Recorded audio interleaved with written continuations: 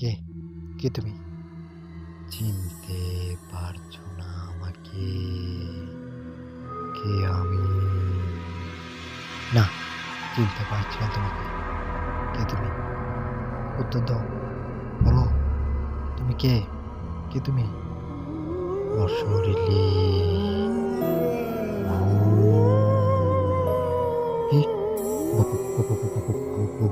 ভূত। ভূত তুমি? ভূত? হ্যাঁ,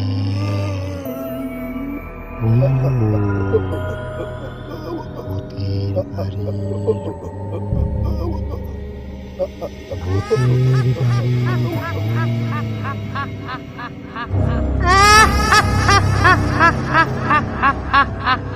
আসসালামু আলাইকুম। আপনারা সবাই কেমন আছেন? আশা করছি ভালো আছেন। আলহামদুলিল্লাহ, আপনাদের দোয়া এবং ভালোবাসায় আমিও ভালো আছি। আমি আপনাদের জনপ্রিয় শো ভূতের বাড়ি ইউটিউব চ্যানেলের অনার এসকে সুমন খান বলছি। আমি বরাবরের মতো আবার চলে এলাম আপনাদের মাঝে নতুন আরও একটি গল্প নিয়ে। আজকের গল্পটা খুবই ভয়ানক হতে চলেছে, তাই কেউ গল্পটা মিস করবেন না, সবাই শেয়ার করুন। আলহামদুলিল্লাহ, আপনাদের দোয়া এবং ভালোবাসায় আমাদের চ্যানেলটা খুব দ্রুত সম্ভব এগিয়ে যাচ্ছে।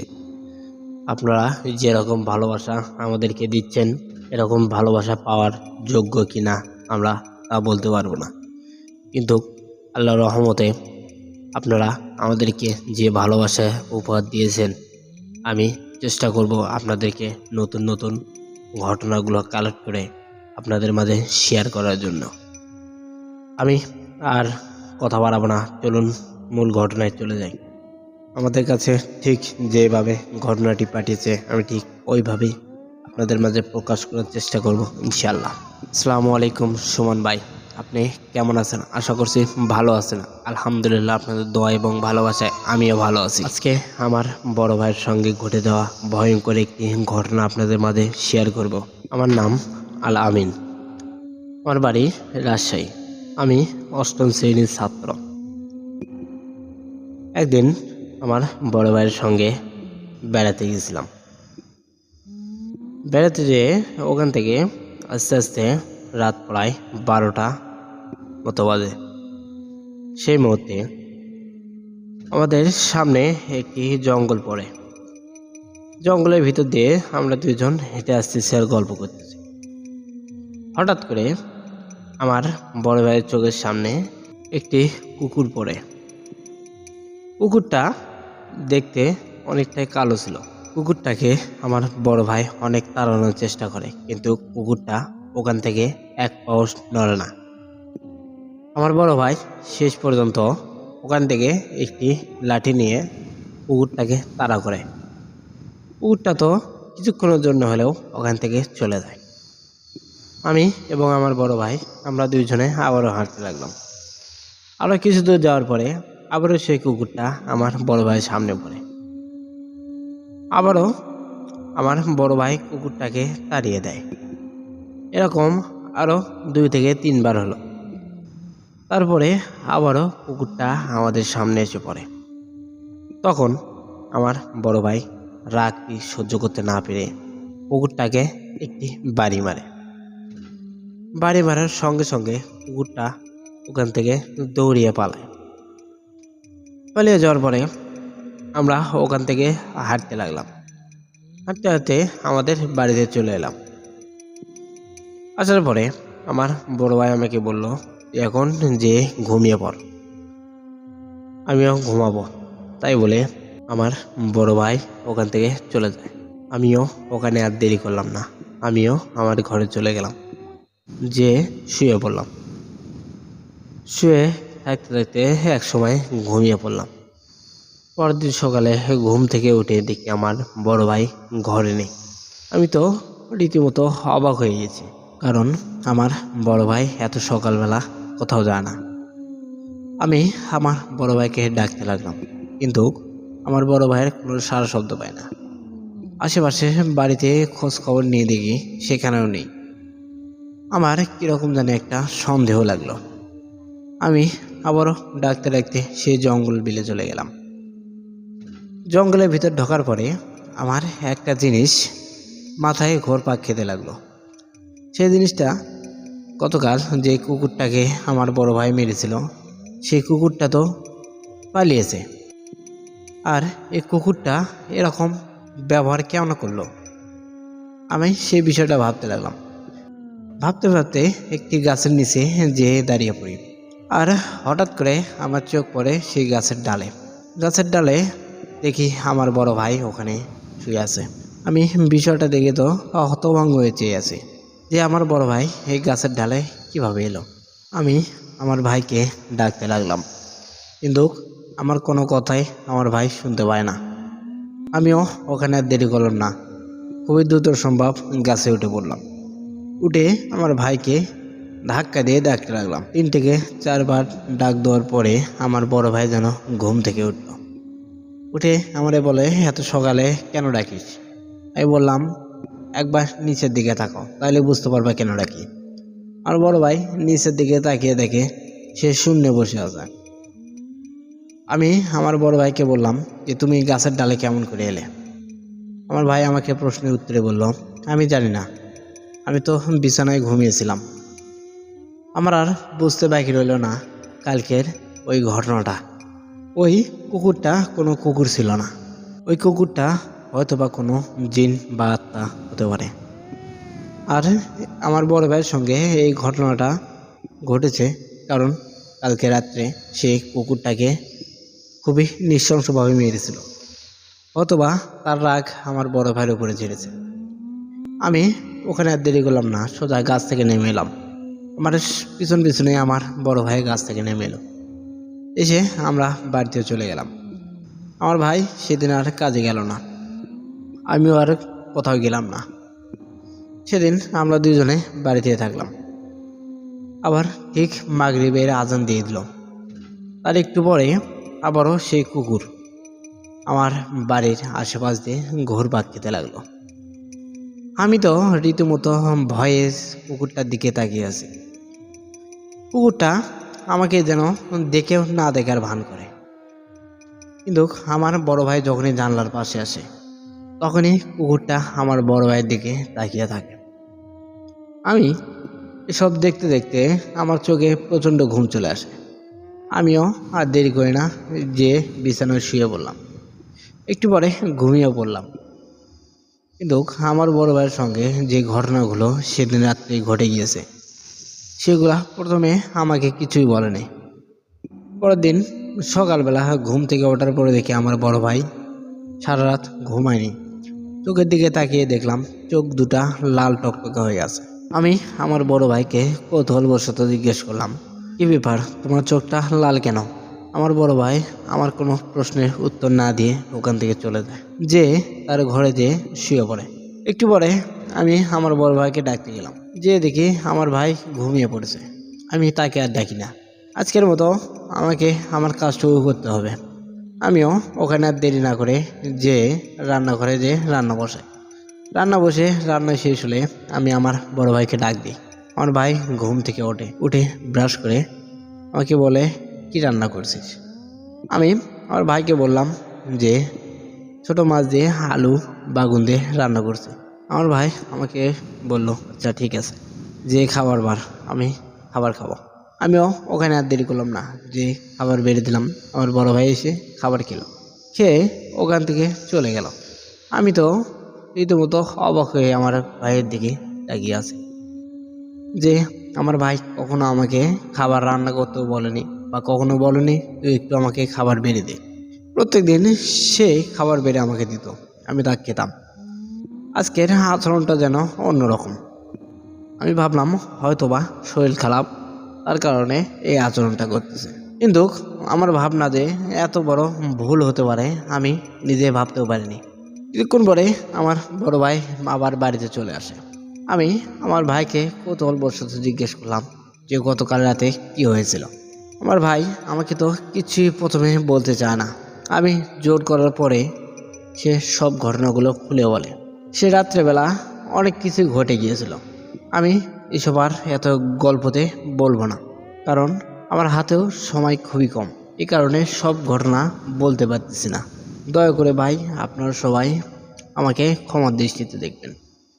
চলে যায় পরে ঘটনাতে। তারপরে সব কিছু শুনে আমি একটা কবিরাজের কাছে চলে গেলাম। চলে যেয়ে কবিরাজকে সব ঘটনা খুলে বললাম। কবিরাজ বলল, কোনো সমস্যা নেই, আজকে রাত ঠিক 8টার দিকে তোমার ভাইকে নিয়ে আমার এখানে চলে আসবে। আমিও ওখান থেকে বাড়িতে চলে যাই। চলে যেয়ে দেখি আমার বড় ভাই রান্না করেছে। আমিও খেলাম। খেয়ে আমার ভাইকে নিয়ে ঠিক 8টার দিকে কবিরাজের কাছে চলে গেলাম। কবিরাজ আমাকে দেখে বলল, ভিতরে এসো। আমার ভাই তো প্রথমে ভিতরে যেতে চায়নি, রীতিমতো জোর করেই তাকে ভিতরে প্রবেশ করলাম। ভিতরে যাওয়ার পরে কবিরাজ বলল, তোমরা ওখানে বসো, আমি একটু পরে তোমাদেরকে ডেকে নিব। আমরা ওখানে বসে পড়লাম। কিছুক্ষণ পরে কবিরাজ আমাদেরকে ডাক দিল। আমরা ভেতরে প্রবেশ করলাম। আমার ভাইকে কবিরাজ বলল, তুমি আমার সামনে এসে বসো। আমার বড় ভাই কবিরাজের সামনে দিয়ে বসলো। কবিরাজ আমার বড় ভাইয়ের মাথায় হাত রেখে মন্ত্র পড়তে লাগলো। কিছুক্ষণের মধ্যে অদ্ভুত একটি ছায়া এসে আমার বড় ভাইয়ের শরীরে প্রবেশ করলো।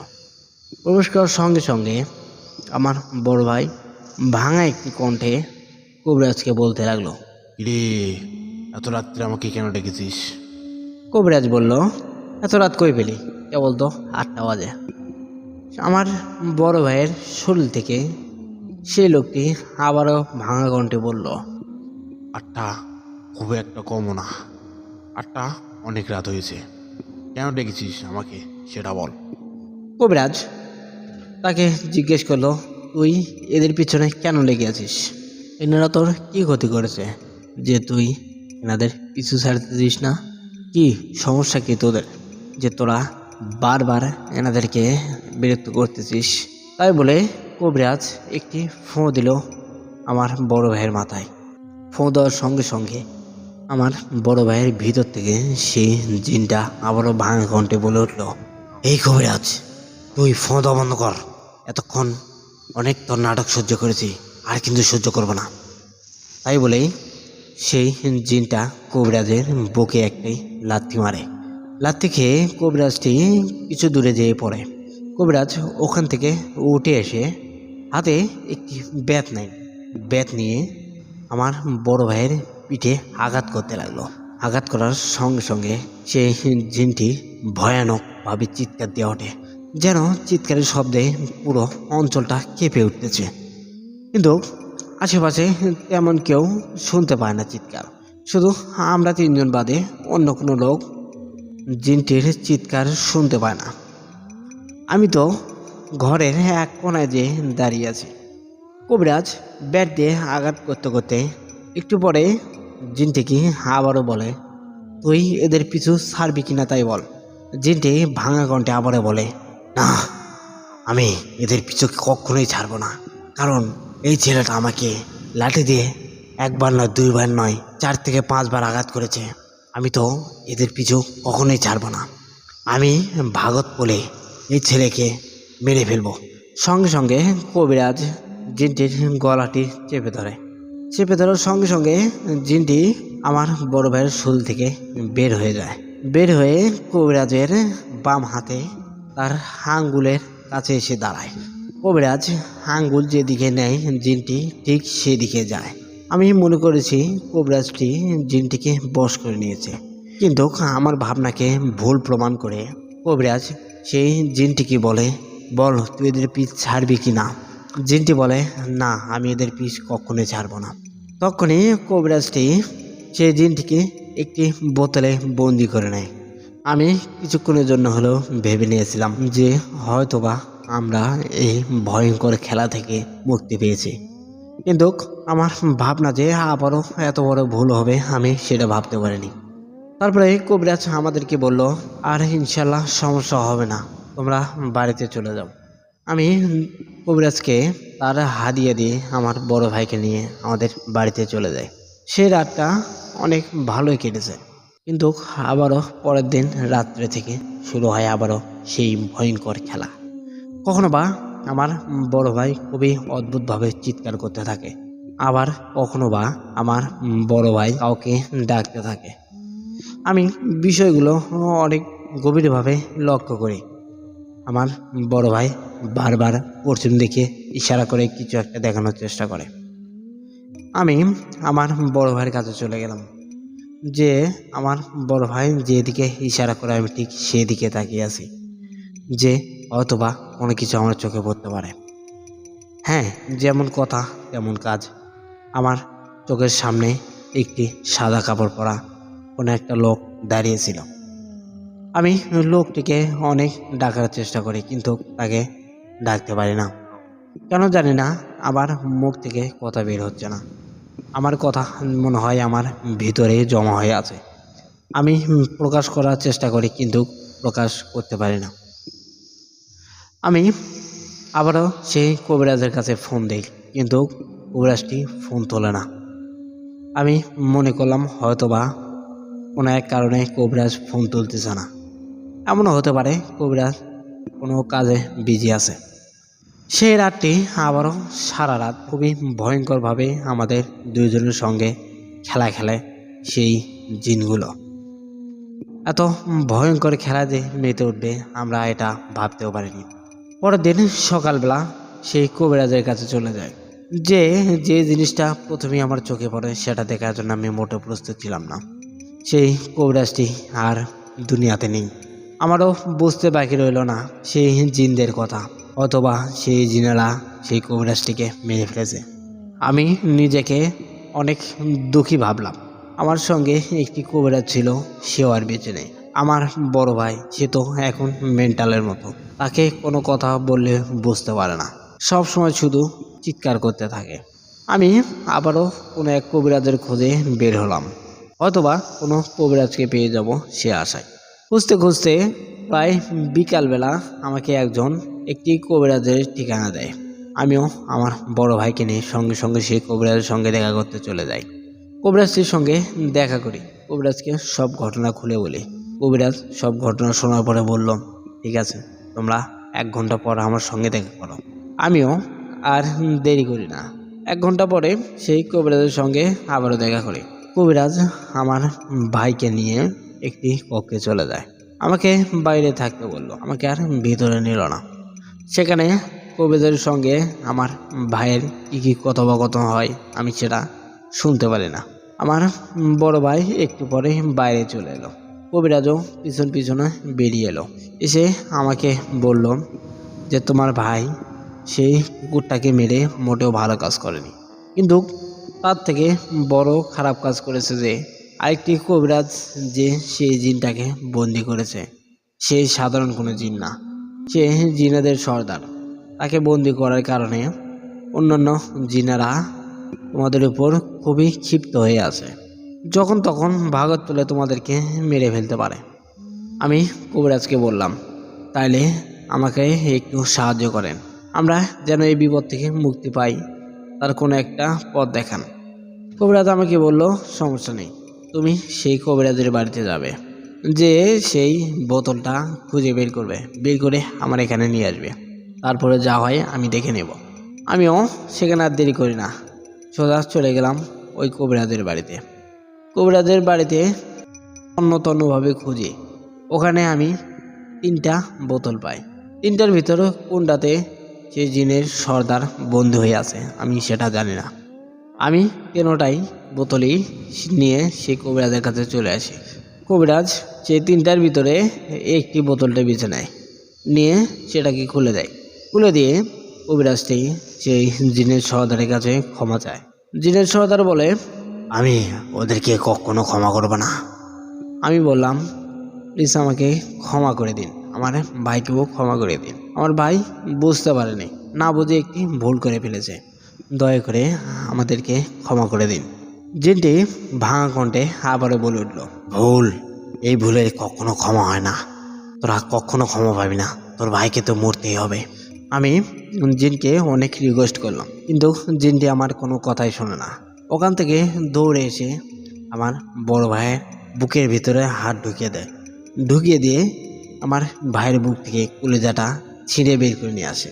আমি তো সেই দৃশ্যটা থেকে ভয়ে চিৎকার দিয়ে উঠি, চিৎকার দিয়ে ওখানেই অজ্ঞান হয়ে পড়ে যায়। যেটি কলিজাটা হাতে নিয়ে ওখান থেকে অদৃশ্য হয়ে যায়। কবিরাজটি আমার চোখে পানি দিয়ে আমাকে জাগ্রত করে। আমি উঠে ওখানে প্রচণ্ড কান্না করতে লাগি। শেষ পর্যন্ত শেষ রক্ষা হলো না। ওখান থেকেও খালি হাতে আমাকে ফিরে আসতে হলো। আমি আমার বড় ভাইকে আমার কাঁধে তুলে ওখান থেকে নিয়ে আমার বাড়িতে চলে আসি। এসে দাফন কাফন সেরে ফেলি। আমার বড় ভাইকে ওখানেই আমার গ্রামের বাড়িতে কবর দিই। কবর দিয়ে আমি ঢাকায় চলে আসি। আমি এখন বর্তমানে ঢাকায় আছি। আমার বড় ভাইয়ের সেই দৃশ্যটা আমার চোখে এখনো ভাসে। আমি হয়তোবা নিজেকে কখনো ক্ষমা করতে পারবো না, কারণ আমি আমার ভাইকে বাঁচাতে পারিনি। সেই দিনগুলোর কথা আমার এখনো মনে হয় আমার ভাই আমার সামনে দাঁড়িয়ে আছে, আমাকে চিৎকার করে বলতেছে, ভাই তুই আমাকে বাঁচাতে পারলি না, আমি আর কি করব। জানি না সুমন ভাই, গল্পটা আপনাদের কেমন লাগলো। ঘটনাটা পার্সোনালি আমারই নিজের সঙ্গে ঘটে যাওয়া ঘটনা। আমি এটা কাউকে শেয়ার করতে চাইছিলাম না, কিন্তু আপনার গল্পগুলো শুনি আমি রেগুলার। আপনার গল্পগুলো অনেক ভালো লাগে, তাই ঘটনাটা আপনাদের মাঝে শেয়ার করলাম। জানি না সুমন ভাই, গল্পটি আপনাদের কেমন লাগবে।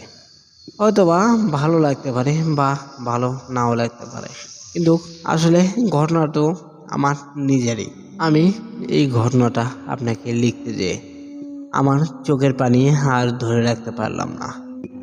আমার অশ্রু ভরা চোখে এই হোয়াটসঅ্যাপে আপনাকে এই লেখাটা পাঠিয়ে দিলাম। আমার চোখের পানি তো আপনাকে পাঠাতে পারবো না, এই লেখার মাধ্যমে সব কিছু বুঝিয়ে দিলাম। আশা করি ভাই আপনাদের গল্পটি ভালো লাগবে। আমার ভাইয়ের জন্যে দোয়া করবেন, আমার জন্য দোয়া করবেন, যাতে আমি এই ঘটনাটা ভুলে থাকতে পারি। আল্লাহ পাক যেন আমাকে সেই তৌফিক দান করে। আমার জন্য সবাই দোয়া করবেন। কথার ভিতরে যদি কোনো ভুল ত্রুটি হয়ে থাকে তাইলে নিজ গুণে আমাকে ক্ষমা করে দিবেন। সবাই ভালো থাকুন, সুস্থ থাকুন। আল্লাহ হাফেজ। এই বলে আলামিন তার গল্পটি শেষ করে। গল্পটি তো পার্সোনালি আমার অনেকটাই ভালো লেগেছে। আপনাদের কেমন লেগেছে অবশ্যই কমেন্টে জানাবেন। আর এরকম ঘটনা যদি আপনারাও পাঠাতে চান তাহলে আমাদের ভিডিও ডিসক্রিপশনে আমার হোয়াটসঅ্যাপ নাম্বার দেওয়া থাকবে। পাশাপাশি যদি কেউ ইমেলে পাঠাতে চান তাহলে আমাদের ইমেলে যোগাযোগ করুন। আমাদের ইমেল অ্যাড্রেস bhuterbaড়ি00@gmail.com।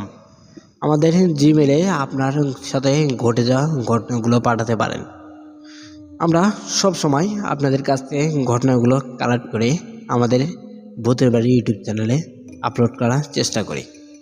আপনার সঙ্গে কীরকম ঘটনা ঘটে গিয়েছে সেই ঘটনাগুলো আমাদের মাঝে শেয়ার করে আপনার মনটাকে হালকা করতে পারেন। আমি আপনাদের থেকে পাওয়া ঘটনাগুলো খুবই ভালোভাবে আমাদের এই ইউটিউব চ্যানেলে প্রকাশ করার চেষ্টা করব ইনশাআল্লাহ। আর কথা বাড়াবো না, বরাবরের মতো একটি কথাই বলবো, সবাই ভালো থাকুন, সুস্থ থাকুন। আল্লাহ হাফেজ। ভূতের বাড়ি, এখানে গল্প নয়, ঘটনা শোনানো হয়।